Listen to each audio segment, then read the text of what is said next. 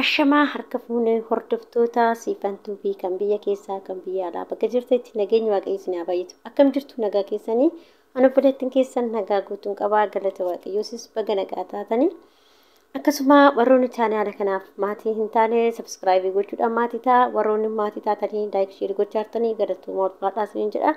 Har'a viidiyoo baay'ee kan nama ajaa'ibuu fi baay'ee kan namatti tolu qabadhee dhufee kuno akkuma agartanii doktornaa fi namni wallaaltan hin jirtani dhugaa dubbachuudha fi kan baay'ee namatti toludha. Waaqayyoon jaarsa akkanatti isin bashannansiisu waaqayyo isinitti haa qabu. Dhugaa baay'ee kan das nama jedhudha. Meedaala akkatti isin bashannansiisu iddoo garaagaraa keessi baay'ee tokko das nama jedha jechuudha ishee. እና argacidha godhatanii ka'anii akkatti iddoo bashannanaa fa'aa deemanii wanta isheen bashannansiisne hin jiru jechuudha dhugaa dubbachuudha fi bakka baay'ee namatti tola jechuudha walumaa galatti dhugaa rabbi anna bakka jaarsa jechuun yookiin abbaa manaa jechuun abbaa manaa akkanaati jechuudha kan gaadatti ol galchee taa'u osoo hin taane kan akkanatti bashannansiisee iddoo isheen barbaaddu geessee bashannansiisee fataazanaa godhuudha jechuudha ishee እና baay'ee tokko kan namatti toludha dhugaa rabbii jechuudha. Waaqayyoon jaarsa akkanaa yookiin abbaa manaa akkanaa rabbiin isinitti haa qabu. Ana akka kootti bakka baay'ee das na jedhe jechuudha. Baay'ee das na jedhe baay'ee natti tole jechuudha walumaa galatti. Maaliif bakka dhabdus argattus isa waliin bashannantee jiraatta jechuudha beektee fataazanaa godhee jiraachisa jechuudha bakka.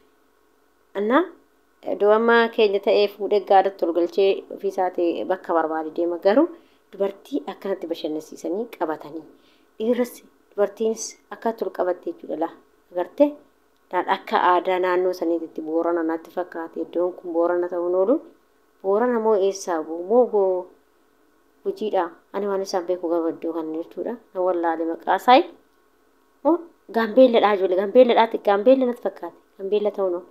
Bine garuu jechuudha beeku bu'aan waan isaa inna baay'ee tokko namatti tola baay'ee das nama jedha jechuudha dhugaa waaqayyo rabbi warqee irraa qixxaa tolchitee akkasitti bakka agarsiiste jechuudha akkaataa godhan hundaa jechuudha baay'ee tokko namatti tola dhugaa rabbi jechuudha waaqayyoon umrii dheeraa isaan waliin haa jiraatanii horanii haa bulanii haa deebinan dhugaa waaqayyo jechuudha baay'ee natti tola jechuudha bakka beekone inaaffaa baay'ee nu qabsiise.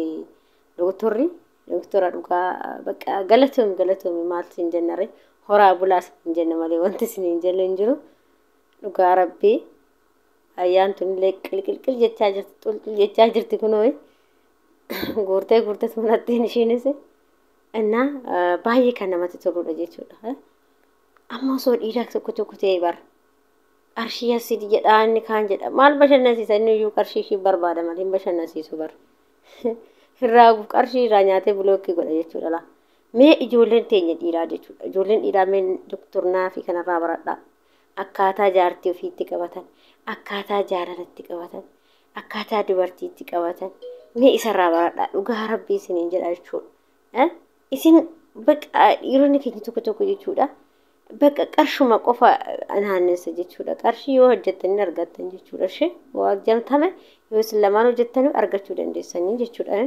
Milaan akkatti ni bashannansiisu dhugaa rabbii akkatti ilaal bishaan warqee irratti baala irratti qicee akkatti isaan waliin dhugan.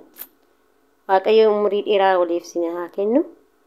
Dhugaa horaa bulaa isiniin jennee jirra. Ija hamtuu isinirraa haa qabu jenneerra. Dhugaa baay'ee namatti tola baay'ee das nama jedha jechuudha. Hedduu natti tola. Akkas isiniin jedha. Dhugaa bakka akkana jechuudha dhugaa bakka jaarsa jechuun baay'ee kan nama boonsudha.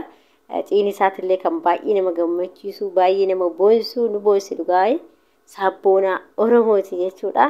Qaalii namaati dhugaa rabbii jechuudha. Waa akkanatti laafataa godha jaartii.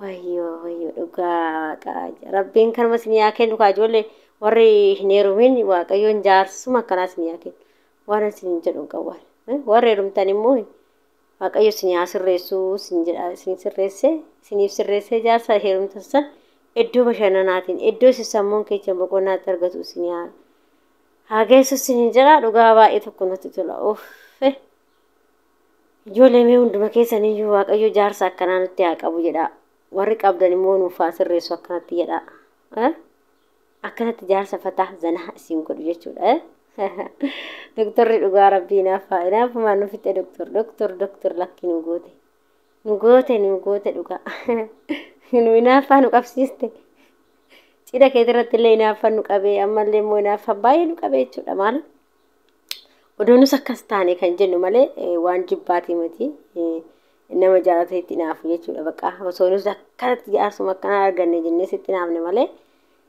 gochuu kee kana baay'ee itti gammanneeti jechuudha akkasi dhugaa rabbii ijoollee kaasinillee isin haa gargaaru warra hin qabne kan akka kootii kanneen fa'aaf jechuudha warra hin heerumini isinitti haa qabu jaarsa akkanaa kaffataa zanaa isin godhu jechuudha akkasiishi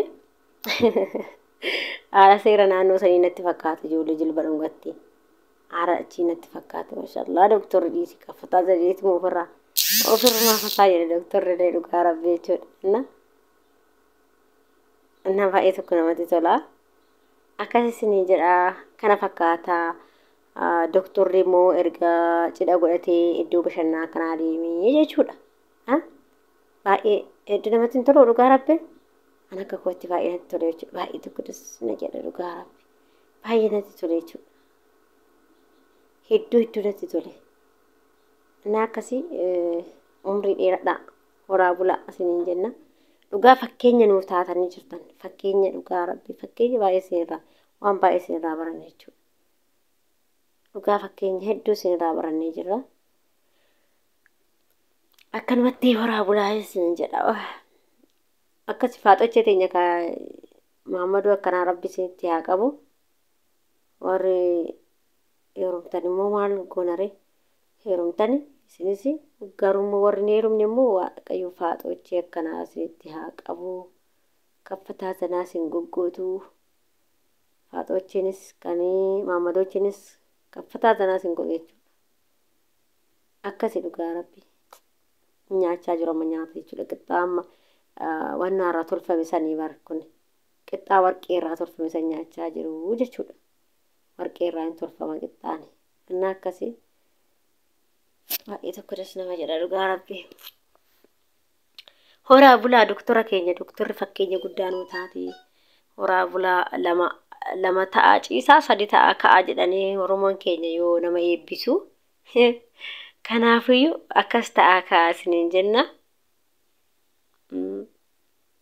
kana fakkaata doktora keenya dhugaa hedduu natti tolee jira ana akka kootti baay'ee tokko natti tolee jechuudha hedduu natti tolee rabbi ciini isaatillee waan iddoo bashannana isaatillee jechuudha kana qofaa miti immoo kaan immoo suuraadhaan isinii ibsa ammaaf viidiyoo kana isinitti agarsiisuu barbaada jechuudha viidiyoo daqiiqaa xiqqooti waan ta'eefi akkasuma dhugaa iddoo bahaara minaamnaas deemanii baay'ee tokko bashannanan jechuudha baay'ee namatti tola na akkasitti doktorri naafaa nu qabsiisee isiniin jedha bakka jirtanitti nageenya waaqayyo isin haa baatu turtii gaarii